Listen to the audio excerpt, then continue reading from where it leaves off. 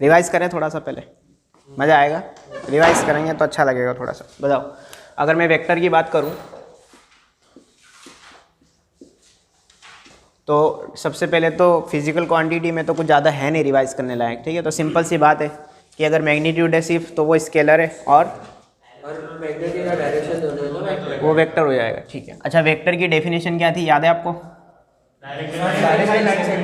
Directed line segment is known as vector. अच्छा, इसमें ये पॉइंट का नाम क्या होता था? Initial point. और ये को इनिशियल अलग चीज़ है, ठीक है ना। को इनिशियल का मतलब एक ही पॉइंट से दो वेक्टर निकल रहे हैं, यहाँ पे एक ही वेक्टर एक पॉइंट से निकल रहा है, ठीक है ना। तो ये आपका इनिशियल पॉइंट, ये टर्मिनल पॉइंट। उसके बाद हमारा फिर क्या आता? मैग्नीट्यूड। मैग्नीट्यूड का मतलब इसकी लेंथ, याद है आपको? कैसे निकालते हैं? अंडर रूट में आई कैप के कोएफिशिएंट का स्क्वायर प्लस, है ना। मैग्नीट्यूड हमेशा क्या होता है? स्केलर क्वांटिटी होता है। मैग्नीट्यूड क्या होता है? बढ़िया। उसके बाद क्या आता है? टाइप्स ऑफ वेक्टर्स, सही है क्या? उसके अंदर पहला कौन था? नल या जीरो वेक्टर। क्या नल वेक्टर की डायरेक्शन डिफाइन होती है? नहीं, है ना, इसकी कोई डायरेक्शन नहीं होती और इसका मैग्नीट्यूड जीरो होता है। Second, unit vector, most important, याद है आपको? टोपी फॉर्मूला क्या होता है? ए कैप का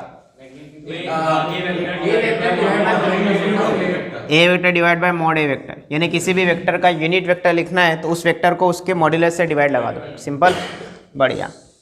अच्छा, यूनिट वेक्टर की अगर बात करें तो unit vector perpendicular to plane are always two, देख देख के बोल रहा है आर ऑलवेज टू। और स्ट्रेट लाइन के अलोंग अगर बात करेंगे तो इनफाइनाइट, बढ़िया। उसके बाद अगला कौन था अपना? थर्ड पे को इनिशियल था शायद, अरे बोलो ना, को इनिशियल वेक्टर, सही है क्या? ऐसे वेक्टर्स जिनका इनिशियल पॉइंट एक ही है, कॉमन है, ठीक है, सही है क्या? बढ़िया। इसके बाद पॉइंट नंबर 4 पे क्या था शायद? फ्री या लोकलाइज वेक्टर, सही है, फ्री और लोकलाइज वेक्टर। ये तो सिंपल सी बात है एकदम। लोकलाइज वेक्टर मतलब प्लेन में, फ्री वेक्टर पहले हमने पढ़ा था ना, कि ऐसा वेक्टर जिसका फिजिकल इफेक्ट वगैरह कुछ भी चेंज ना हो, है ना। सिंपल है, बहुत सिंपल है। लोकलाइज वेक्टर जिसमें फिजिकल इफेक्ट भले सेम हो गया बट डायरेक्शन क्या था? अरे पढ़ के तो बता सकते हो ना क्या था? क्या फ्री वेक्टर क्या था?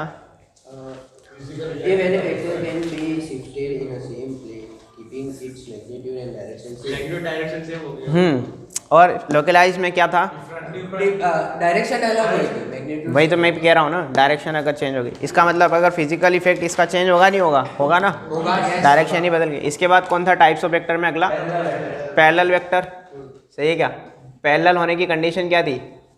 ए vector equal to lambda B vector. और यही कोलिनियर होने की भी कंडीशन है, याद आया आपको? मोस्ट इंपॉर्टेंट बात है। अच्छा, इसी में ए वेक्टर इक्वल टू अगर प्लस माइनस बी वेक्टर हुआ तो ये कंडीशन किसकी है? पैरेलल होने की है या नहीं है? क्या है क्या नहीं है? अरे यहाँ से यहाँ आते टाइम किसी ने लेमडा की जगह प्लस माइनस 1 रख दिया होगा, याद आया कुछ? कल ऐसा एक क्वेश्चन भी था, एक क्वेश्चन था ना ट्रू और फॉल्स में, कि ये पैरेलल होने की कंडीशन है, कोलिनियर होने की कंडीशन है या नहीं है, तो ट्रू किया था हमने। अभी थोड़ी देर पहले मैं जे एडवांस का क्वेश्चन करके आ रहा हूँ, जस्ट 2 मिनट पहले, उसमें भी पूछा है सेम। तो बच्चा कंफ्यूज कि ये पैरेलल होने की कंडीशन कब से होगी? मैंने कहा हो सकती है जब अगर लेमडा इक्वल टू, ये उसका एक केस है, it is one of the case of parallel, condition of parallel, सही है। इसका एक ये केस है, अगर लेमडा की वैल्यू प्लस माइनस 1 हुई तो। आया समझ में? सिंपल है, बढ़िया। यही आपकी कोलिनियर होने की भी कंडीशन है। कोलिनियर वेक्टर पढ़ा है आपने? बढ़िया, चलिए। फिर कोप्लेनर वेक्टर होगा शायद अगला। हाँ, पोजीशन वेक्टर ले लीजिए। सब पोजीशन वेक्टर कैसे लिखते हैं इधर देखो। अगर मैं आपसे बोलता पी क्यू वेक्टर का मतलब क्या हो जाएगा? ओ क्यू माइनस, याद आया कुछ? है ना, ओरिजिन के रेफरेंस में क्यू का पोजीशन वेक्टर माइनस ओरिजिन के रेफरेंस में पी का पोजीशन वेक्टर, सही है क्या? बढ़िया। अच्छा, कोप्लेनर वेक्टर मतलब जो एक ही प्लेन में होते हैं सारे, ऐसे वेक्टर जो एक ही प्लेन में हो, सही है क्या? अच्छा, 2 वेक्टर हमेशा कोप्लेनर होते हैं क्या? और अगर 2 से ज़्यादा वेक्टर हो तो वो कोप्लेनर हो भी सकते हैं और नहीं भी हो सकते हैं, ये बात हमने पढ़ी है कहीं में। इसके बाद क्या था अगला? Negative vector. ये तो सिंपल है, नेगेटिव वेक्टर कि पी क्यू वेक्टर का नेगेटिव वेक्टर क्या हो जाएगा? Minus of Q P vector, सही है। अच्छा, टाइप्स ऑफ वेक्टर में और इक्वल वेक्टर एक बचा के है ना, बचा हुआ था, ऐसे वेक्टर जिनके वेक्टर कंपोनेंट बराबर हो। हाँ, मैग्नीट्यूड भी बराबर डायरेक्शन। अच्छा, लाइक वेक्टर क्या होगा? लाइक वेक्टर दोनों सेम डायरेक्शन डायरेक्शन सेम हो, मैग्नीट्यूड कुछ भी हो, कोई फर्क नहीं पड़ता। और अनलाइक का मतलब डायरेक्शन अगर अपोजिट है, मैग्नीट्यूड से यहाँ पे कोई लेना देने है। वो मैग्नीट्यूड का इफेक्ट कब आएगा? इक्वल वेक्टर में। इक्वल का मतलब डायरेक्शन भी सेम, मैग्नीट्यूड भी सेम। अगर डायरेक्शन सेम है, मैग्नीट्यूड कुछ भी है, तो फिर वो पैरेलल में लाइक और अनलाइक में चला जाएगा। नहीं यहाँ समझ में? अच्छा, टाइप्स ऑफ वेक्टर में और कुछ बचा है क्या? अच्छा, पैरेलल होने की कंडीशन हमने कल पढ़ी थी, A1/A2, याद आया आपको? याद आया कुछ? बढ़िया। ये पैरेलल होने की कंडीशन है, आपको याद रखनी पड़ेगी। अच्छा, कोप्लेनर होने की और भी बहुत सारी, नहीं, कोलिनियर होने की और भी कंडीशंस पड़ी थी। एरिया ऑफ ट्राइंगल 0, एक कंडीशन ये वाली थी। फिर एक AB + BC = CA, याद आया कुछ? दो लेंथ का सम तीसरी लेंथ के बराबर, टोटल लेंथ के बराबर, है ना। उसमें से हमारा इससे काम हो जाएगा मोस्टली, फिर भी ज़रूरत पड़ी तो देख लेंगे।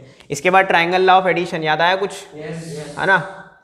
साइक्लिक ऑर्डर में AB, BC और CA का जो सम होता है, AB + BC + CA = कितना होगा? 0 होगा। अच्छा, इसमें डायग्राम ये भी चलेगा और डायग्राम ये वाला भी चलेगा इसमें, याद आया कुछ? ये वाली डायरेक्शन, ठीक है, दोनों चलेंगे। ये भी दिया तो घबराना नहीं, ऐसा नहीं कि सर इसमें तो डायरेक्शन ऐसी। हमने जब ये सॉल्व किया था तब इसकी डायरेक्शन मैंने ऐसे अज्यूम करवाई थी आपसे, -B लिखा था। अच्छा, इसी में A + B + C भी 0 होगा कि नहीं होगा? होगा ना। एक ही बात है, A के सामने वाली साइड A मान लो, A वेक्टर मान लो, ये B वेक्टर मान लो और ये C वेक्टर मान लो। एक ही बात है यार। अच्छा, क्वेश्चन भी है इसके ऊपर। हाँ, तो मैंने आपको ये ट्राइंगल लॉ ऑफ एडिशन में बोला था कि 3 तरीके से क्वेश्चन पूछा जा सकता है, कि write the triangle law of addition, vector addition. दूसरा तरीका ये कि प्रूव दैट दिस, और तीसरा तरीका है कि शो दैट दिस या प्रूव दैट दिस। आया समझ में? तीनों का मतलब वही लिखना है जो हमने पढ़ा। फिर पैरेललोग्राम ऑफ एडिशन, याद आया कुछ? इस तरीके से पैरेललोग्राम बनेगा, this is A vector, this is B vector. अच्छा, ये रिजल्टेंट क्या हो जाएगा? बोलो, A + B, याद आया? और ये वाला रिजल्टेंट A - B। बहुत बढ़िया, समझ में आया? ठीक है ना, बढ़िया। इसके बाद क्या पढ़ा था हमने? सम ऑफ 2 वेक्टर। तो सिंपल है, आई कैप को आई कैप के साथ ऐड करो, जे कैप को जे कैप के साथ, और के कैप को के कैप के साथ। बढ़िया, यहाँ तक कोई दिक्कत नहीं? किसी को कोई डाउट है वेक्टर में? कल के जो क्वेश्चन दिए थे वो बने NCERT के प्रीवियस ईयर के?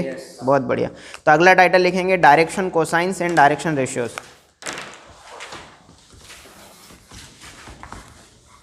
डायरेक्शन कोसाइंस एंड नहीं, इसके पहले एक टाइटल और लिखेंगे, छोटा सा एक टाइटल और लिखेंगे, प्रॉपर्टीज ऑफ, हेडिंग लिख लो, छोटी सी प्रॉपर्टी, एक properties of, just pause the video please.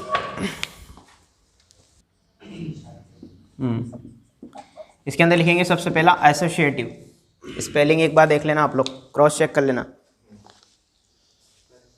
लिखो for vectors A vector, B vector + C vector. For vectors A vector, B vector, C vectors, we have A vector + B + C, board पे देख लेना एक बार, equal to A vector + B vector + C vector. एक ही बात है।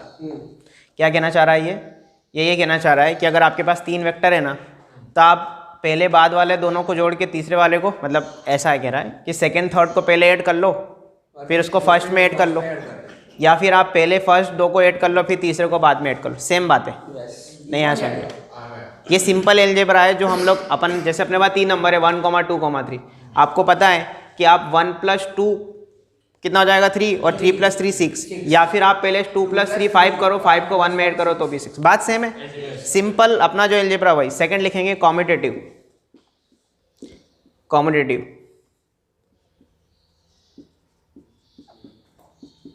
Property. ठीक है क्या? देखो ये सिंपल सी बात है इसके अंदर भी, कि A + B = B + A, इसी का छोटा भाई है ये। A + B = B + A लिखोगे। इसको समझ में आ गया ये क्या कहना चाह रहा है ये? इसके बाद अगला लिखेंगे एडिटिव आइडेंटिटी। ये थोड़े से वर्ड है ना, आप ध्यान रखेंगे क्योंकि क्वेश्चंस आपके NCERT में होते हैं इस तरह के। ये दिखने में भारी है वर्ड, बाकी ये सिंपल है बहुत। एडिटिव आइडेंटिटी का मतलब क्या होता है? जो सबके लिए ट्रू है वो। ठीक है, लिखेंगे अंदर फॉर, इसके अंदर डैश करके लिखो, for a vector A vector, for a vector A vector, a zero vector a zero vector, इस तरीके से अ जीरो वेक्टर इज, लिखो a zero vector is its additive identity,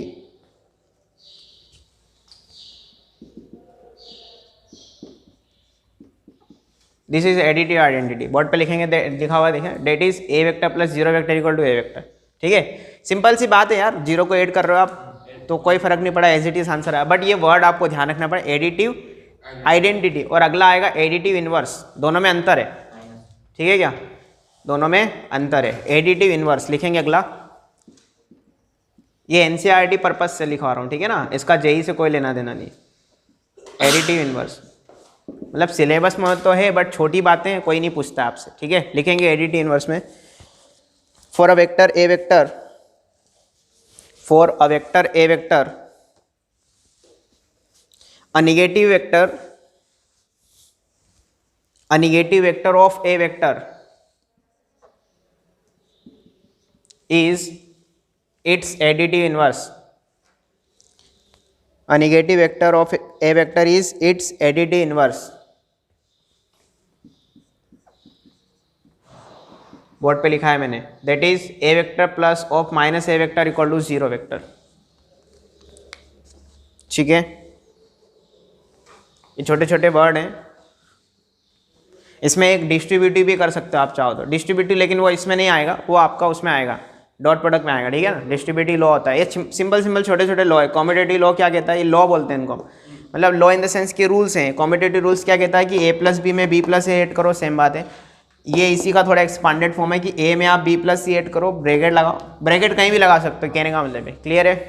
plus के केस में क्या लिखा है ऊपर, वेक्टर एडिशन की बातें हैं, ये सब्ट्रैक्शन की बातें नहीं है ये। ठीक है ना, अब लिखोगे heading direction cosine and direction ratio,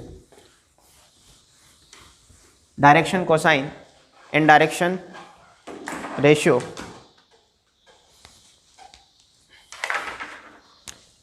most important title है ये, direction cosine and direction ratio. आपको पता है, इन शॉर्ट डायरेक्शन कोसाइन को हम डीसीज कहते हैं और डायरेक्शन रेशियो को डीआरस कहते हैं। आया समझ में, डीसीज और डीआर से समझ जाओगे आप, समझ जाओगे ना। शॉर्ट में बोलेंगे, अब आगे जाके हम लिखेंगे तो पूरा ही, या शॉर्ट में भी लिखोगे तो कोई पंगा नहीं। ठीक है, अब पहले समझेंगे इसको, डायरेक्शन कोसाइन क्या होता है और डायरेक्शन रेशियो क्या होता है। पहले मैं डायरेक्शन कोसाइन डिफाइन कर रहा हूँ, फिर रेशियो पे आऊँगा ना। रेशियो बहुत सिंपल सी बात है, आ जाएगा समझ में वो भी। देखो मैं 3 एक्सिस बना रहा हूँ, समझ गए। 3 एक्सिस का मतलब कल हम लोगों ने बात की थी ना, कौन सी एक्सिस, एक्स वाई और वाली जेड, और ये पी पॉइंट आपका याद आया। तो ये आपका ओरिजिन है यहाँ पे।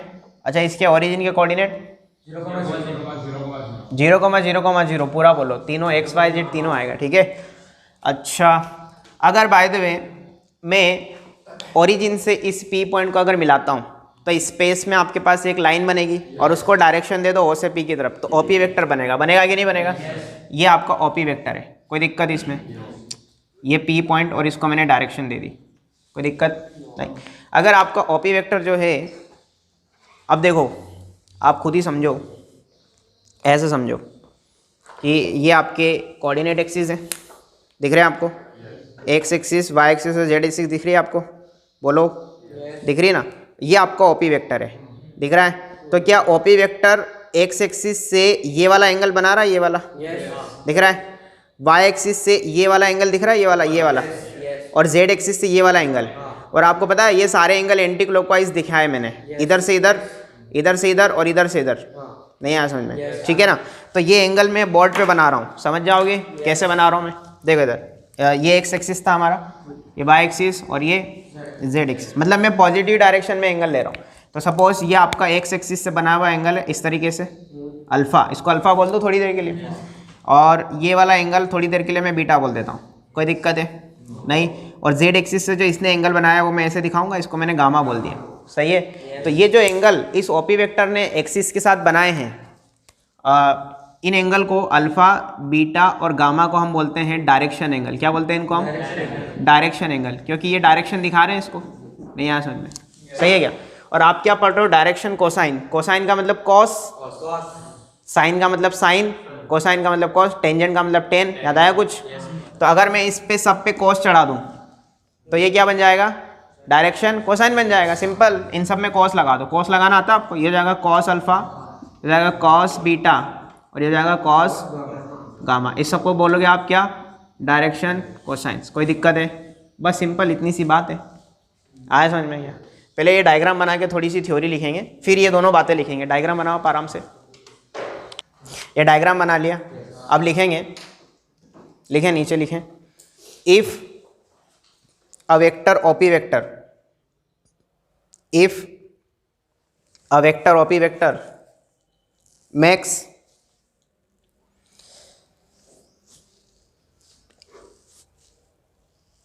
alpha comma beta comma gamma angles with coordinate axis,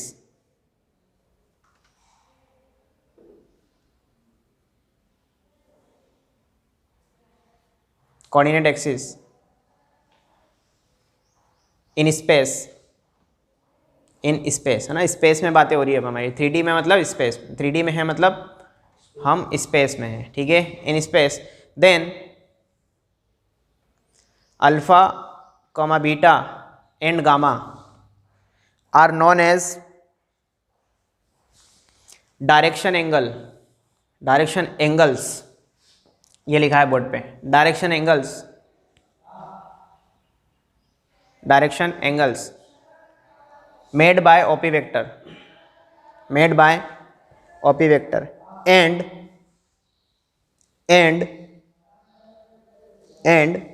cos alpha comma cos beta and cos gamma, and cos alpha comma cos beta and cos gamma are known as direction cosines। Bracket में लिख लेना DCs, लिख लोगे DCs, DC फिर S short में, ठीक है? Full stop. Paragraph change करके लिखेंगे, डायरेक्शन कोसाइन हाँ are also denoted by L comma M comma N short में, मतलब स्मॉल में, सॉरी, L M N, है ना? कॉमा लगा के लिखना आप लोग, तो L M N कॉमा लगा के लिखना ना, ऐसे रो में। मैं तो अभी आगे की स्टेप लिख रहा हूँ, सही है क्या? तो पता है बुक के अंदर हम लोग मतलब इसमें जो डायरेक्शन कोसाइन है ना, इसको हमने ये अज्यूम कर रखा है, अज्यूम कर रखा है, ठीक, अज्यूम कर रखा है। तो एल को हम कॉस अल्फा भी बोल सकते हैं, सही है क्या? और एम को हम कॉस बीटा भी बोल सकते हैं और एन को हम कॉस गामा भी बोल सकते हैं, ठीक है? तो नीचे वाली बात, ये वाली बात लिख लो अपनी कॉपी में। तो आपको अगर एल एम एन दिख जाए तो घबराना नहीं है। एल एम एन का मतलब डिसीज, एल का मतलब कॉस अल्फा, एम का मतलब कॉस बीटा, एन का मतलब कॉस गामा। उल्टा सीधा नहीं कि एल का मतलब कॉस बीटा कह दिया हमने, तो ऐसा नहीं, उल्टा सीधा नहीं, जिसके सामने जो लिखा है वही याद रखना है आपको, ठीक है क्या? चलें आगे। देखो अगेन मैं इस डायग्राम को थोड़ा सा फिर से चेंज कर रहा हूँ, बोलो। चलें आगे। अब समझना, अब डायरेक्शन कोसाइन और डायरेक्शन एंगल्स, डायरेक्शन रेशियोज के जो रिजल्ट आने वाले ना, एनसीईआरटी में डायरेक्ट देते हैं, कुछ लोग डायरेक्ट दे देते हैं। मैं उसको सिखा देता हूँ आपको, ताकि आपको जेई में भी अगर क्वेश्चन आता है डीसी डीआर का तो वो बनेगा, ठीक है ना? तो समझना इधर, सपोज ये आपका कोऑर्डिनेट एक्सिस स्पेस में, एक्स एक्सिस, वाई एक्सिस और जेड एक्सिस, ये आपका ओपी वेक्टर है, कोई दिक्कत? अच्छा, ये पी पॉइंट को मैं थोड़ी देर के लिए x comma y comma z बोल दूँ क्या? ठीक है। और इस ओपी वेक्टर को मैं थोड़ी देर के लिए आर वेक्टर बोल देता हूँ। क्या बोल देता हूँ? मान सकते हैं, मैंने मान लिया। तो क्या आप मेरे को आर वेक्टर बता सकते हो? आर वेक्टर हो जाएगा आपका, इधर देखो ध्यान से, X I cap plus Y J cap plus Z K cap. कुछ याद आया? क्या किया होगा किसी ने? ये एक्स, आप इस एक्स वाई जेड पे जब जा रहे होंगे, पी पॉइंट पे जब जा रहे होंगे, तो आप पहले एक्स डिस्टेंस चले, फिर वाई डिस्टेंस चले और फिर ऐसे परपेंडिकुलर जेड डिस्टेंस चल रही है। तो अगर आप डिस्टेंस को वेक्टर में कन्वर्ट करना चाहते हैं, वेक्टर कंपोनेंट में, तो आई कैप से मल्टीप्लाई कर दो, एक्स वाले को आई कैप से, वाई वाले को जे कैप से, इसको के कैप से, और उन सबको ऐड कर दो तो आपका आर वेक्टर बन जाए। क्लियर है क्या? अच्छा, ये कौन है? 0 0 0 है, सही है। अब ध्यान से सुनना, सपोज ये ओपी वेक्टर ने एक्स एक्सिस के साथ अल्फा एंगल बनाया था, बढ़िया। मैं क्या कर रहा हूँ, इस पी से एक्स एक्सिस पे परपेंडिकुलर ड्रॉप कर दिया, और इस आर का मैंने कंपोनेंट ले लिया। कंपोनेंट लेना आता है आपको? थीटा के अलोंग कंपोनेंट लेना आता है? देखो इधर, जैसे ये आपका कंपोनेंट अगर आपको लेना है, ये थीटा है और ये आर है, तो ये हो जाएगा आर कोस थीटा और सामने वाला आर साइन थीटा। सही है क्या? जो थीटा से कनेक्टेड लाइन होती है ना, जैसे आप इस लाइन का आप ले रहे हो कंपोनेंट, तो इस लाइन से तो कोई लेना देना नहीं थीटा का, थीटा और आर का लेना देना इन दोनों से। अच्छा, ये जो थीटा है ना, थीटा वो इससे और इससे दोनों से कनेक्टेड है, बट ये लाइन तो आपकी इसमें कंपोनेंट लेने में चली गई, तो बची कौन सी लाइन? ये। तो थीटा से जो कनेक्टेड लाइन होती है वो कॉस थीटा वाली होती है, आर कॉस थीटा, और सामने वाली साइड थीटा की अपोजिट साइड साइन थीटा होती है। क्लियर है क्या? तो अगर मैं अल्फा के अलोंग इस आर का ये कंपोनेंट लिखूंगा तो हो जाएगा मोड आर कॉस अल्फा। सोचो, समझ में आया? मोड आर क्यों आया? मोड आर क्यों आया? क्योंकि आप इसका कंपोनेंट ले रहे हो, ये वेक्टर था, इसकी लेंथ थोड़ी देर के लिए आप मान लो मोड आर है, लेंथ मान लो ना, ये आपका मोड आर कोस अल्फा पता है क्या है?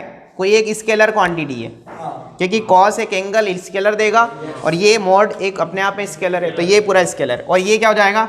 Mode r sine alpha. उसकी मेरे को जरूरत नहीं है, नहीं आया समझ में? सही है क्या? अब सुनना, अच्छा मेरी बात अभी भी ध्यान से सुनना, ये डिस्टेंस अगर इस पॉइंट पर जाने के लिए आप जब चले थे, उस पॉइंट पर जाने के लिए ये डिस्टेंस कितनी चले थे? x, तो ये डिस्टेंस मेरे लिए x है, नहीं आया समझ में? सही है क्या?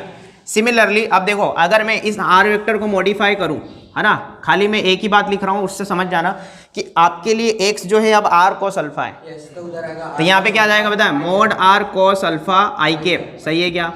सिमिलरली अगर आप y एक्सिस पे अगर आप देखोगे प्रोजेक्शन लो, इसको बोलते हैं प्रोजेक्शन लेना। क्या बोलते हैं इसको? प्रोजेक्शन। अभी आएगा बाद में प्रोजेक्शन। अच्छा बताओ, y एक्सिस से इसका एंगल क्या था? बीटा। सही है क्या? और अगर आपने यहाँ से परपेंडिकुलर ड्रॉप किया तो ये वाला क्या हो जाएगा पता है? मोड आर कॉस बीटा, और ये वाला मोड आर साइन बीटा, तो मोड आर कॉस बीटा हो जाएगा y वाला, तो ये क्या हो जाएगा? y वाला मोड आर कॉस बीटा जे केप। अब आप खुद समझदार हो, जेड क्या हो जाएगा? मोड आर कॉस गामा के केप। ये mod r cos alpha, mod r cos beta, mod r cos gamma कौन है पता है? Component in along the x axis, y axis और जेड एक्सिस। आया क्या समझ में? ठीक है क्या? और इसको प्रोजेक्शन भी कहते हैं, आगे जाके समझ में आएगा। अच्छा, तीनों में से ये मोड आर वेक्टर है, ठीक है क्या? तीनों में से मोड आर वेक्टर कॉमन आ रहा है, कॉमन लेके इस आर में डिवाइड लगा दो। नहीं आया समझ में? आर में डिवाइड लगा दिया, आर में डिवाइड लगा दिया। अच्छा, बहुत अच्छे बहुत अच्छे बहुत अच्छे, आपको समझ में आ गया कि क्या कहना चाह रहा है? आ रहा है क्या समझ में? अब देखो, ये कौन है पता है? Unit vector. अगर ये यूनिट वेक्टर है तो मैं इसको आर कैप लिख दूं। किसी को दर्द इसमें? आपको पता है आप एक बहुत अच्छे रिजल्ट की तरफ अप्रोच कर रहे हो, जो आपको याद रखना है एट द एंड। अभी तो मैं प्रूफ दे रहा हूँ उसका, लेकिन आपको याद रखना है। बताओ, मोड अगर ये यूनिट वेक्टर है तो इसका मोड कितना? 1। यूनिट वेक्टर का मोड कितना होता है? 1। तो अगर मैं दोनों साइड मोड खींच देता हूँ, दोनों साइड अगर मैं मोड लगा दिया, तो मोड लगाते टाइम क्या हो जाएगा? इसका मॉड्यूलस तो 1, इसका मोड कैसे निकालते हैं? अंडर रूट में। बहुत अच्छे। Cos square alpha plus cos square beta, दोनों साइड स्क्वायरिंग करना आता है आपको? अगर स्क्वायरिंग करोगे तो एक बहुत अच्छा रिजल्ट निकल के आएगा। Cos square alpha plus cos square beta plus most important result है, आपको याद रखना है। डायरेक्शन कोसाइन के स्क्वायर का सम 1 होता है, याद रहेगा? अच्छा, इसको आप एलिमेंट भी बोलते हो ना? तो कुछ समझदार लोग इसको एल स्क्वायर प्लस 1 भी बोलते हैं। कोई दिक्कत होगी इसमें? नहीं आएगा समझ में? आज इस पे इतने अनगिनत क्वेश्चन है ना, आप उठा के देखोगे जेई प्रीवियस ईयर, कम से कम नहीं तो 10 क्वेश्चन इस पूरे टॉपिक पे 10 क्वेश्चन मिलेंगे, कम से कम 10। और इसी रिजल्ट पे अकेले पे 5 क्वेश्चन है अभी तक, 5 से 7 क्वेश्चन। सही है क्या? कॉपी करो फिलहाल इतना, ठीक है? हेडिंग लिखो रिमार्क्स, हेडिंग लिखो remarks.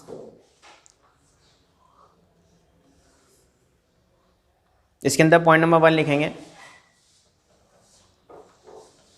The sum of the squares of DCs, the sum of the squares of DCs of a vector is always 1, of a vector is always 1।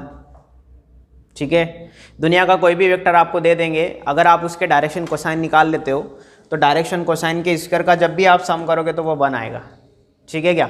तो सेकंड पॉइंट लिखेंगे, ये बात उससे भी प्रूव हो सकती है ना, cos की सबसे बिगेस्ट वैल्यू भी 1 है। किसकी? cos का रेंज हाँ -1 से 1 होता है। हाँ, तो 1 1 1 3 हो जाएगा ना फिर तो।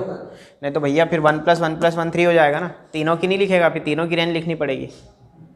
-1 भी ले लिया तो -1 का स्क्वायर करेगा तो 3 आएगा ना, वैसे नहीं प्रूव होगी। तो मैं इतना क्यों करता फिर। ठीक है, पॉइंट नंबर 2 लिखो, DCs of a vector are unique. DCs of a vector are unique. क्या सेकंड बात समझ में आती है आपको?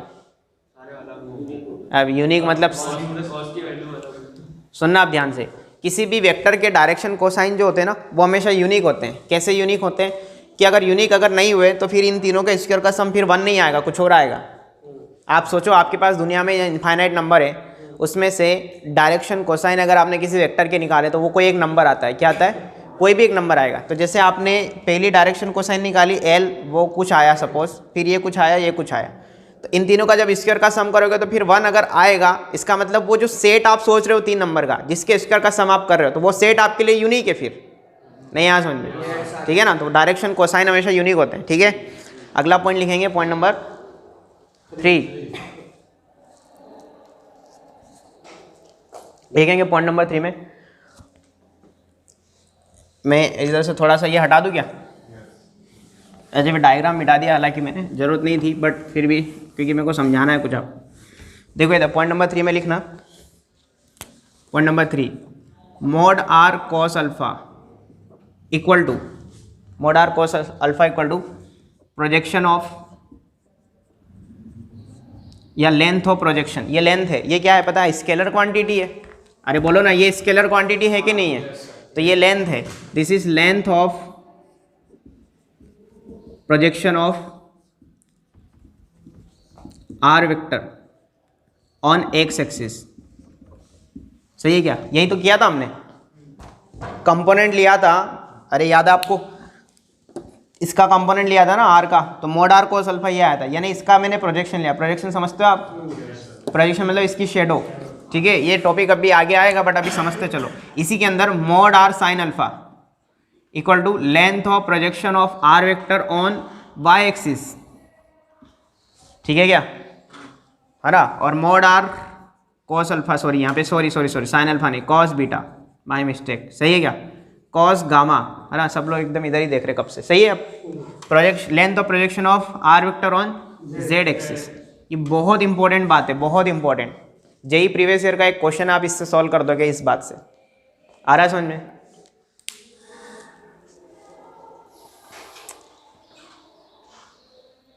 सही है। और अगर पॉइंट नंबर 4 की अगर मैं बात करूं, पॉइंट नंबर 4 देखो इधर, length of the vector equal to root over mod R cos alpha का होल स्क्वायर। सोचो अब आप, सोचो, plus mod R cos beta का whole square plus mod R cos gamma का होल स्क्वायर। ये कहाँ से आ गया भैया? अभी हमने थोड़ी देर पहले इधर आर केप इक्वल टू क्या लिखा था उधर? Cos alpha I cap, cos beta J cap, cos gamma के केप, और दोनों तरफ मॉड लिया था ना। मॉड के अंदर कौन गया था? Cos square plus cos square plus cos square. Mod r रह गया था ना, लेकिन वो आर मैंने कॉमन लेके इधर भेज दिया था। लेकिन आज के दिन मैं उस आर को उधर ही रख रहा हूँ और इधर डायरेक्ट मैग्नीट्यूड ले रहा हूँ, यानी मैग्नीट्यूड बोले तो लेंथ ऑफ द वेक्टर। अच्छा, इसको अगर मैं हिंदी में बताऊँ ना, टोटली अगर हिंदी में समझाऊँ तो लेंथ ऑफ द वेक्टर क्या होता है पता है? Length of the projection of are vector on x axis का whole square plus length of the projection of are vector on Y axis का whole square plus length of. अब आप believe करोगे, AIEEE 2009 में क्वेश्चन आया था, उसने बोला था कि किसी वेक्टर का length of projection along x axis, y axis and z axis are given like 1, 2, 3। तो कह रहा है कि लेंथ ऑफ द वेक्टर बताओ। तो अंडर रूट में क्या करना था आपको? 1 का स्क्वायर प्लस 2 का स्क्वायर प्लस 3 का square. That's it, question solve. आएगा समझ में? जितना क्वेश्चन ये फॉर्मूला भारी लग रहा है ना, उसको आप फील करो खाली, कि अगर आपको लेंथ ऑफ प्रोजेक्शन दे रखी है और लेंथ ऑफ प्रोजेक्शन के साथ वो हमसे लेंथ ऑफ वेक्टर मांग रहा है, तो अंडर रूट में आपको क्या करना है? तीनों प्रोजेक्शन के स्क्वायर का सम करना है। आया सिंपल क्वेश्चन? चलो बढ़िया। इसके बाद लिखेंगे पॉइंट नंबर 5। पॉइंट नंबर 5 लिखे, पॉइंट नंबर 5। अच्छा, पॉइंट नंबर 5 में लिख लें, direction ratios are three numbers proportional to direction cosines. Direction ratios are three numbers proportional to direction cosines. ठीक है, इसी में नीचे लिखना पैराग्राफ चेंज करके DRs, समझ जाओगे। DRs बोले तो direction ratios. DRs denoted by A, B, C small में, DRs denoted by A, B, C small में, ठीक है। और नीचे लिख लेना ये वाली बात लिख लेना नीचे, समझ जाओगे इसका मतलब क्या है। आपके जो DR है ना वो DCs के प्रोपोर्शनल 3 नंबर है। प्रोपोर्शनल समझते हो, यानी रेशियो इक्वल इनका, सही है। छोटी क्लास में पढ़ गया ना रेशियो प्रोपोर्शन, ये रेशियो प्रोपोर्शन वाली बात से ये ध्यान रखना है आपको, क्लियर है क्या। DRs क्या है, कोई भी 3 नंबर होते हैं, ठीक है। और DCs भी क्या है, स्केलर नंबर है कोई भी, नहीं यहाँ समझ में। बट DCs जो होती है ना वो किसी भी वेक्टर की DCs यूनिक होती है, लेकिन जो DRs होते हैं ना DRs उसके इनफाइनाइट सेट क्रिएट कर सकते हो आप। अरे इन तीनों के प्रोपोर्शनल नंबर आपके पास इनफाइनाइट हो सकते हैं ना। नीचे आप 1 1 1 रख दो, 2 2 2 रख दो, 3 3 3 रख दो, 4 4 4, इनफाइनाइट सेट बन सकते हैं आपके पास, क्लियर है क्या। बढ़िया। अब DR और DC निकालेंगे कैसे, इतनी सारी बातें तो हमने पढ़ ली, बट क्वेश्चन कैसा आएगा, DR DC हम निकालेंगे कैसे, वो सारी बातें सीखेंगे। पॉज द वीडियो, देखो अब हेडिंग लिखो, how to find DR and DCs।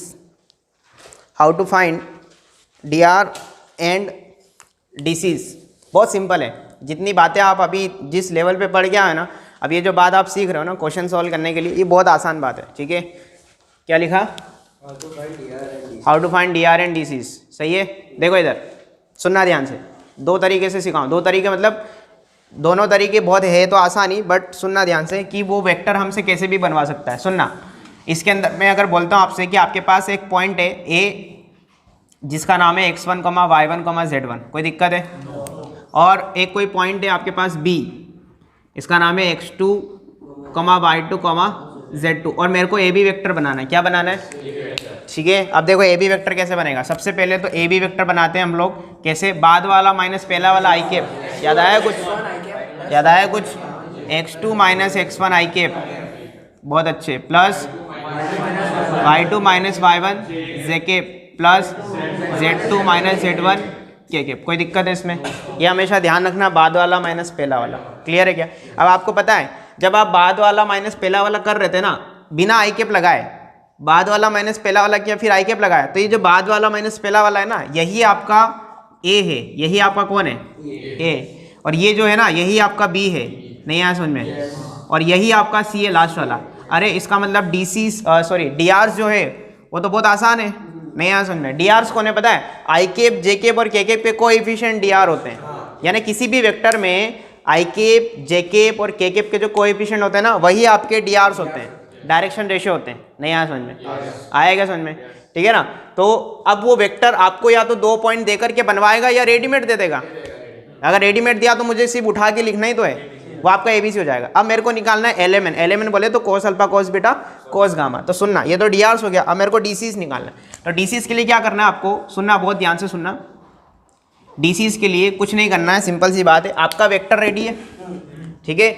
इस वेक्टर का आप निकालो मॉड्यूलस, क्या निकालो, मॉड, क्या निकालो, मॉड निकालना था आपको। इस वेक्टर का मॉड निकलवा मेरे को, बोलो अंडर रूट में x2 माइनस x1 का होल स्क्वायर, बहुत अच्छे, प्लस y2 माइनस y1 का whole square, plus z2 minus z1 का होल स्क्वायर। कोई दिक्कत है इसमें, ये तो इसका मॉड्यूलस निकाला। अब इसके मॉड्यूलस को इस वेक्टर में डिवाइड मार दो, यानी कि सुनना ध्यान से, AB वेक्टर को अगर आप मॉड AB वेक्टर से डिवाइड लगाओगे तो सुनना, हाँ यूनिट वेक्टर तो बन जाएगा बट इधर भी तो डिवाइड लगेगा, ठीक है। तो क्या हो जाएगा, ये जाएगा x2 minus x1 i cap divided by under root के अंदर पूरा ये। क्या इसको मैं ऐसा लिख दूँ थोड़ी देर के लिए, एक ही बात है ना, नीचे समेशन ऑफ दिस, इसको ओपन करोगे तो वो मिलेगा, नहीं आया समझ में, प्लस इसको आई कैप को इधर साइड में लिख लो, plus y2 minus y1 upon root over summation of x2 minus x1 का होल स्क्वायर, समझ में आ रहा है, J cap, plus z2 minus z1 divided by root में summation of x2 minus x1 का होल स्क्वायर के केप। अब सुनना, जैसे आपने इसके मैग्नीट्यूड से डिवाइड लगाया तो जो पहला आदमी ना, पहला आदमी ये आपका एल है, ये कौन है? एल बोले तो कॉस अल्फा है ना, ये आपका एल बोले तो कॉस अल्फा है, कॉस अल्फा बोले तो x2 minus x1 upon root over summation वाली बात आएगा समझ में? बोलो। और एम कौन हो जाएगा? एम बोले तो कॉस बीटा, कॉस बीटा हो जाएगा y2 माइनस y1। आ रहा है समझ में? और एन क्या हो जाएगा?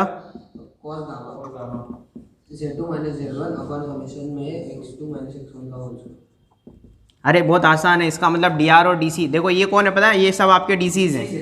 डी आर और डी सी कैसे निकालते पता है? आपको कोई भी वेक्टर दिया है ना, तो वेक्टर के आई कैप जे कैप के पी के कोएफिशिएंट आपके एबीसी हो जाएंगे। फिर आपको क्या करना है? अंडर रूट के अंदर उस वेक्टर का मैग्नीट्यूड निकालना है अंडर रूट में लेके, और हर एक डी आर को उसके क्या करना है? उसके मैग्नीट्यूड से डिवाइड लगा देना है। जैसे इसको इसके मैग्नीट्यूड से डिवाइड लगाया कि नहीं लगाया?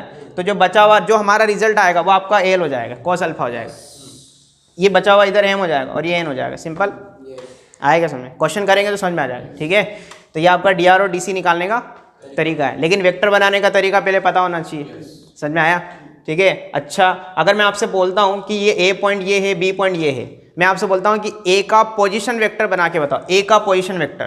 तो OA माइनस OB, रुको धीरे धीरे। हाँ x1 i कैप हाँ प्लस y1 j बहुत अच्छे है ना। आपको ओ का ए के रिस्पेक्ट में काम करना है, उसको कोई लेना देना नहीं उससे। अरे ओ कहीं इधर कहीं होगा रास्ते में, ओ से ए को ज्वाइन करो, और ये 0 0 0 है, तो 10 माइनस 10 का आई कैप जे कैप कैप लगा तो चलो आएगा समझ में? तो ए का पोजीशन वेक्टर आ गया समझ में? ऐसे ही ओरिजिन के रिस्पेक्ट में बी का पोजीशन वेक्टर क्या हो जाएगा? ओबी वेक्टर क्या हो जाएगा? x2 i cap plus y2 j cap plus z2 k cap. आया समझ में? और मेरे को अगर ए बी वेक्टर लिखना है तो b का पोजीशन वेक्टर माइनस ए का पोजीशन वेक्टर, यानी आपको पता नहीं है, आपने अल्टीमेटली OB माइनस OA किया है यहाँ पे, पता ही नहीं चला आपको, वो डायरेक्ट किया है हमने। OB माइनस OA करोगे, आई कैप का आई कैप से ही कॉमन लेकर के लिखोगे तो ये बनेगा। आएगा समझ में? फील आ रहा है थोड़ा सा? बट उतना ना करके हम सीधा कर देते हैं। ए बी वेक्टर बनाना है मेरे को, तो मैं बी में से ए घटा के आई कैप जे कैप के कैप लगा देता हूँ डायरेक्ट। क्लियर है? वेक्टर बन गया।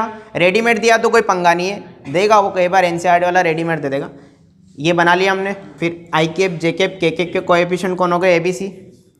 क्लियर है क्या? और उधर LMN हो जाएगा। सही है, कॉपी करो। चलो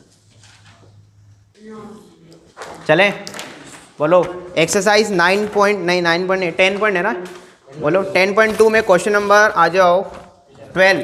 अरे 11 तो होमवर्क दे दिया था ना। क्वेश्चन नंबर 12 करें, एक क्वेश्चन कर लेते हैं, तो डी आर और डी सी की सारी बातें क्लियर हो जाएंगी। बोलो, find the direction cosines of the vector I cap plus 2 J cap plus 3 के कैप। कोई दिक्कत है इसमें? देखो ये वेक्टर दिया है आपको, इसका मेरे को क्या फाइंड करना है? D Cs. तो पहले डी आर निकलेंगे। डी आर कैसे निकलेंगे? देख के निकलेंगे इसको। इधर देखो भैया, इधर देख लो। बताओ इसमें डी आर में ए कितना? 1। बहुत अच्छे। आई कैप का कोएफिशिएंट 1। बताओ बी कितना? और सी कितना? सही है क्या? वो सब चीज जो अभी पढ़ा है ना, वो सब भूल जाओ, उसका मैकेनिज्म याद रखो बस। अब आपको क्या करना है? आपको अंडर रूट के अंदर इसको मैं थोड़ी देर के लिए ए वेक्टर बोल दूं क्या, है ना? तो आपको मॉड ए वेक्टर निकालना है, इसका मॉड्यूलस निकालना पड़ेगा। अच्छा, ये और ये अलग चीज़ है, ये कांस्टेंट है और ये वेक्टर है। क्लियर है क्या? ठीक है, तो बताओ इसका अंडर रूट में आई कैप के कोएफिशिएंट का स्क्वायर बोले तो ए का स्क्वायर प्लस बी का स्क्वायर प्लस सी का स्क्वायर बोले तो 3 का स्क्वायर। इसको सॉल्व कर ले तो मॉड ए वेक्टर कितना आ रहा है आपके पास? 9, 10 और 14, रूट 14 हो रहा है। सही है क्या? यानी कि अब मेरे को ए को रूट 14 से डिवाइड लगाना है, बी को इससे लगाना है, सी को इससे लगाना है, तो मेरे पास LMN आ जाएंगे। तो बताओ एल कितना? 1/√14। क्या एम कितना मेरे पास? 2/√14। एन कितना? बोलो। 3/√14। खत्म क्वेश्चन। ये आपका वही अंडर रूट समेशन वाली बात। कहाँ जरूरत पड़ी लिखने की? फोकट ही कंफ्यूज हो रहे थे।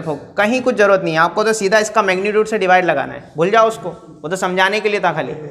आया समझ में? तो ये LMN आ गया। इसी को cos alpha, cos beta, cos gamma कहते हैं। बताओ कॉस अल्फा कितना? कॉस अल्फा कितना? कॉस अल्फा कितना? 1 ना। अरे भैया कॉस अल्फा 1/√14 है, तो बताओ अल्फा कितना? Alpha cos inverse. हाँ, वो कई बार आपसे डायरेक्शन कोसाइन ना बोल के डायरेक्शन एंगल भी पूछ सकता है। तो आपको करना क्या है, ITF लगाना है थोड़ा सा, इधर से कॉस इधर भेज दो, तो अल्फा कितना हो जाएगा कॉस इनवर्स, बीटा कितना कॉस इनवर्स 2/√14 और गामा कितना, बहुत ज़्यादा दिमाग नहीं लगाना है, ठीक है। अच्छा इसी के अंदर एक और बात ये भी सुन लो, समझ लो कि अगर मैं आपसे L² plus M² plus N² कराता हूँ तो क्या आप इसका स्क्वायर करके ऐड कर दोगे? देखो स्क्वायर करके ऐड करवाओ मेरे को, आगे की चीज बता रहा हूँ, इसी के अंदर मैं सारी चीजें प्रूव कर रहा हूँ। बताओ L² plus M² plus N² की वैल्यू अगर पूछी जाएगी आपसे तो ये कितना जाएगा 1/14, इसका स्क्वायर कितना 1/14 प्लस ये कितना 4/14, नीचे वाला अंडर रूट का क्या हो रहा है, नीचे वाला अंडर रूट हट रहा है, सही है क्या? और ये 9/14, एलसीएम ले लो, एलसीएम कितना आएगा 14 और ऊपर 1 + 4 + 9 अपॉन 14, ये कट गया, 1 आया कि नहीं आया? तो ऐसा आपके साथ हर डिसीज के साथ होगा, हर डिसीज चाहे वैल्यू कुछ भी है इधर, लेकिन स्क्वायर का सम करोगे तो आंसर हमेशा 1 आएगा। इसका मतलब डिसीज जो होती है ना वो यूनिक होती है, यूनिक, किसी भी वेक्टर की डिसीज जो होती है ना यूनिक होती है। लेकिन डीआरस क्या होते हैं, इनफाइनाइट होते हैं। कैसे इनफाइनाइट, कैसे, जैसे ये डीआरस हैं, आपको पता है डीआरस को ऐसे भी लिखते हैं कुछ लोग, ऐसे ब्रैकेट लगा देते हैं 1, 2, 3, कोई दिक्कत है इसमें? ये तरीका है लिखने का, ये डीआर से ऐसे। अगर इस पूरे डीआर के सेट में मैं 2 से मल्टीप्लाई कर देता हूँ तो कितना हो जाएगा, ये 2, 4, 6, नया समझ में। अब अगर इस डीआर के करस्पॉन्डिंग अगर आप डीसीज निकालते हो तब भी स्क्वायर करके सम करोगे डीसीज का तो 1 ही आएगा आंसर। फील आ रहा है थोड़ा सा, क्लियर है क्या? तो आपके पास डीआरस के जो सेट होते हैं ना वो इनफाइनाइट सेट हो सकते हैं। इनफाइनाइट टाइम्स आप किसी भी नंबर से मल्टीप्लाई करो, माइनस प्लस जीरो छोड़ के, खाली आया समझ में, ठीक है? जीरो छोड़ के, जीरो को नहीं लेना है, क्लियर है क्या? आया समझ में, कॉपी करो इसको, बस वो हटा देना, उसकी जरूरत नहीं है। वही आर डी शर्मा लगा के ना, इसका दिमाग आर डी शर्मा जैसा होने लगा है, ठीक है? इधर देखो, हेडिंग लिखो सेक्शन फॉर्मूला। क्या आपको सेक्शन फॉर्मूला आता है? आता होगा यार, नहीं आता है तो समझ लो। सेक्शन फॉर्मूला 2 तरीके से होता है। पहला होगा इसके अंदर, समझ लो पहले, पहला होगा इंटरनल सेक्शन, इंटरनल सेक्शन। देखो इधर समझना, मैं सीधा फॉर्मूला ही लिखाऊंगा। सपोज आपके पास 2 पॉइंट को ज्वाइन करने वाली कोई एक लाइन है, ए क्या, हाँ वही, रुको तो 1 मिनट। आपके पास 2 पॉइंट है ए और बी, आपके पास 2 पॉइंट है ए और बी और एक लाइन सेगमेंट ज्वाइन कर दिया मैंने। अच्छा ये ए वेक्टर कौन है? Position vector of O A vector.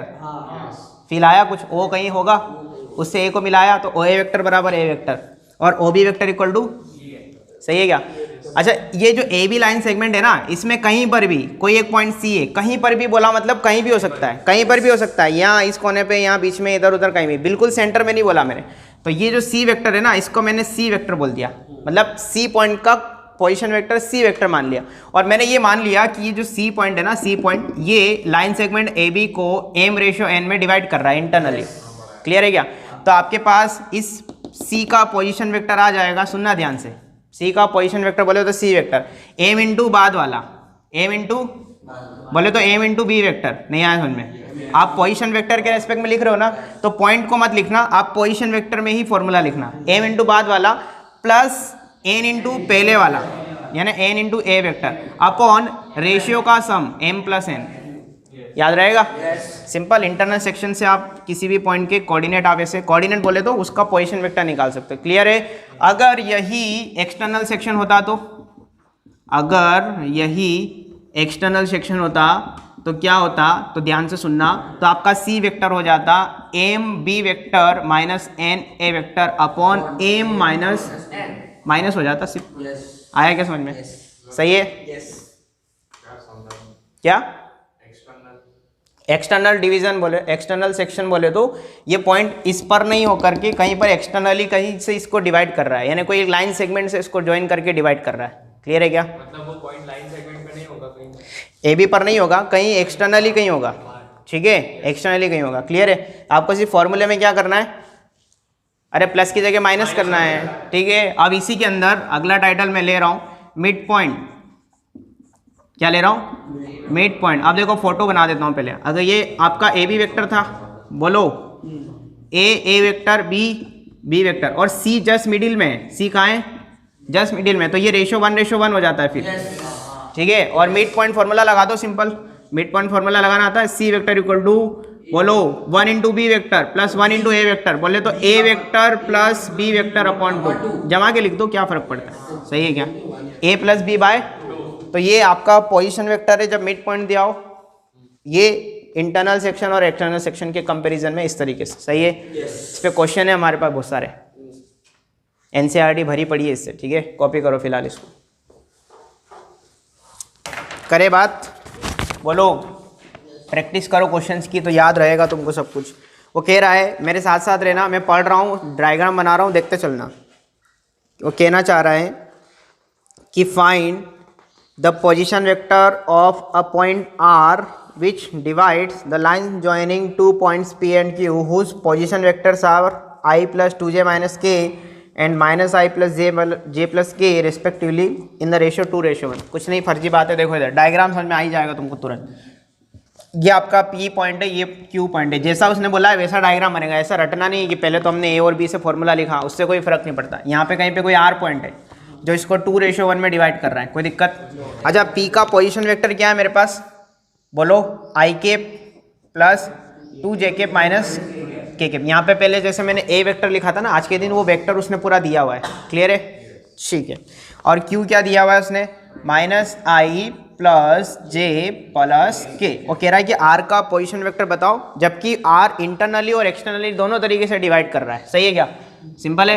देखो मेरे को अगर सबसे नंबर 1 पे इंटरनली डिवाइड करके निकालना है, इंटरनली, ठीक है, तो आर वेक्टर क्या हो जाएगा, इसको मैं स्मॉल आर वेक्टर बोल दूँ क्या फर्क पड़ता है, तो आर वेक्टर हो जाएगा एम इंटू बाद वाला प्लस एन इंटू पहले वाला। याद आया कुछ, एम इंटू बाद वाला बोले तो 2 इंटू ये वेक्टर, तो 2 इंटू मैं लिख देता हूँ पूरा, पहला क्वेश्चन है इसलिए आई प्लस जे प्लस के प्लस 1 इंटू पहले वाला, तो 1 इंटू आई के प्लस 2j के माइनस के cap divided by m plus n, बोले तो 2 + 1।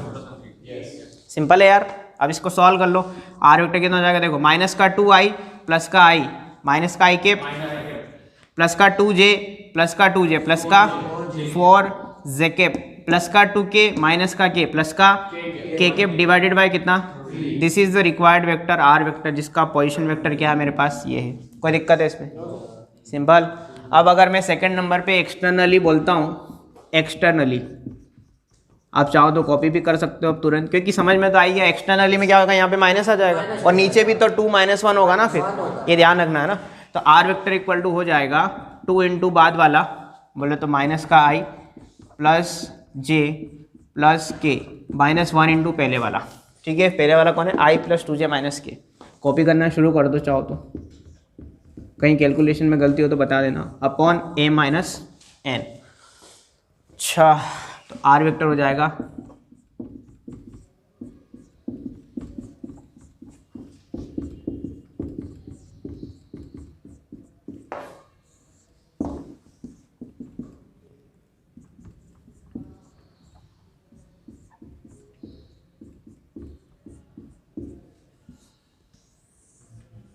क्या आ रहा है मेरा आंसर, यही आ रहा है क्या, 0 इंटू जे केप। उसको चाहो तो हटा दो, 0 इंटू जे केप की ज़रूरत नहीं है, बट फिर भी लिखा हुआ है तो कोई दिक्कत नहीं। बॉक्स थोड़े से अच्छे से बनाना, ठीक है। हंस रहा है, कौन हंस रहा है, अच्छा सांस ले रहा है, ऐसा लग रहा है हंस रहा है मेरे बॉक्स पे, कोई तो था। लिखेंगे ए हेडिंग, लिखो नोट, ये सेक्शन फॉर्मूला में ही एक छोटा सा नोट लिख लेंगे। If ratio is not given, if given, if ratio is not given, then assume k⁻1 या λ⁻1, एक ही बात है, k⁻1, assume k⁻1। यानी अगर कई बार वो आपसे क्या करेगा पता है, देखो इधर आपको ये पॉइंट के पोजीशन वेक्टर दे दिए, ये पॉइंट के दे दिए और ये वाले पॉइंट के भी दे दिए, तो आपसे बोला है कि रेशो बताओ आप, तो इसको रेशो का आप k⁻1 या λ⁻1 मानोगे, फिर k की वैल्यू निकालोगे, सिंपल, सही क्या। कैसे निकालोगे, दिस इंटू बाद वाला प्लस 1 इंटू पहले वाला इक्वल टू ये, आया क्या समझ में। फिर क्रॉस मल्टीप्लाई करके कंपेरिजन कर लेना, आई केप का आई केप से, जे केप का जे केप से, के केप का के आ जाएगा, खत्म, सही है। अच्छा, इसी में शीट में एक क्वेश्चन और है, ये कर लोगे आप, question number 14। Question number 14, show that the vector I K plus J K plus K is equally incline to the O X O Y and O Z.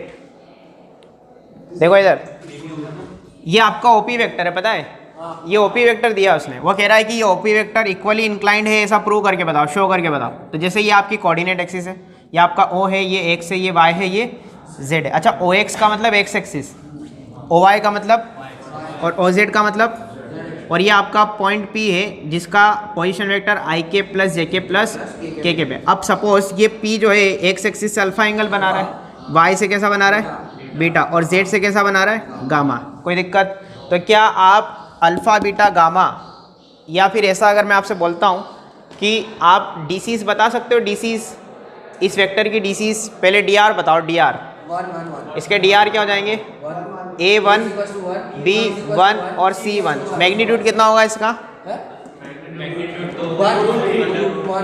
Under root में 1 का स्क्वायर प्लस 1 का √3। अब under root निकाल लिया, मतलब इसका mod निकाला, हर एक को मॉड से डिवाइड लगा दो, तो कॉस अल्फा कितना हो जाएगा, 1/√3। कॉस बीटा कितना, 1/√3। और कॉस गामा कितना। तो क्या आपने डी आर बता दिए इसके? अब डी आर बता दिए ना, तो अब एंगल बताओ मेरे को, यहाँ से अल्फा कितना, यहाँ से बीटा कितना। तो क्या ये इक्वली इंक्लाइन जा रहा है? इक्वली इंक्लाइन का मतलब ये तीनों ही एक्सिस से इक्वल एंगल बना रहा है, और तीनों एंगल का नाम क्या है, कॉस इनवर्स 1/√3। नाम बोले तो ये, अरे सेम एंगल है ना तीनों, तो ये इक्वली इंक्लाइन हो गया, हैंस प्रूव्ड। हैप्पी? नहीं आया समझ में? खत्म क्वेश्चन। क्या दिक्कत है? कॉपी करो।